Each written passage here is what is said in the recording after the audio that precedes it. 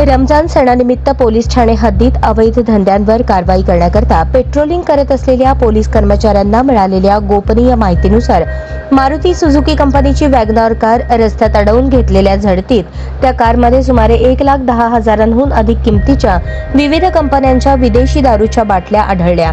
चालक सिद्धाराम राचन्ना खजुर्गी वय 45 याला ताब्यात घेण्यात आले।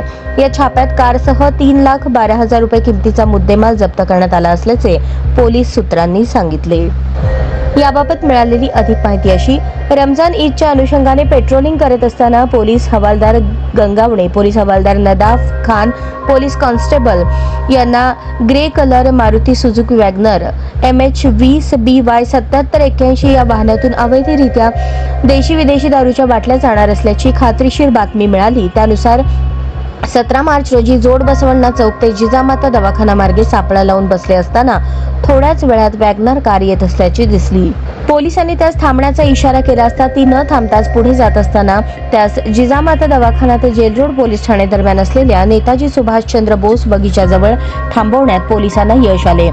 ती वेळ रात्री 9:45 होती। चालकाचे नाव सिद्धाराम राचन्ना खजुर्गी, धंदा व्यापार, राहणार नीलमनगर, श्रीशैल किराणा दुकानाजवळ सोलापूर असे सांगितले।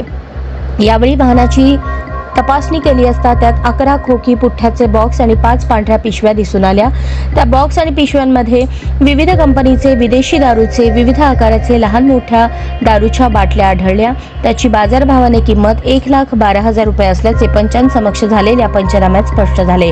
या गुन्ह्यात कारसह 3,12,000 रुपयांहून अधिक किमतीचा मुद्देमाल जप्त करण्यात आला आहे। ही कामगिरी पोलीस आयुक्त M राजकुमार, पोलीस उपायुक्त विजय कबाडे परिमंडळ, सहाय्यक पोलीस आयुक्त विभाग 1 पोमण यांच्या मार्गदर्शनाखाली पोलीस निरीक्षक शिवाजी राऊत, पोलीस निरीक्षक भाऊराव बिराजदार, गुन्हे प्रकटीकरण पथक प्रमुख सहाय्यक पोलीस निरीक्षक निलेश पाटील सोनवणे, सातपुते सहाय्यक फौजदार शरीफ शेख, गजानन कणगिरी, गंगावणे, पोलीस हवालदार माने धुमाळ, नदाफ वायदंडे, पोलीस शिपाई सावंत, जाधव, सिनारे, यसलवाड, देकाणे यांनी पार पाडली।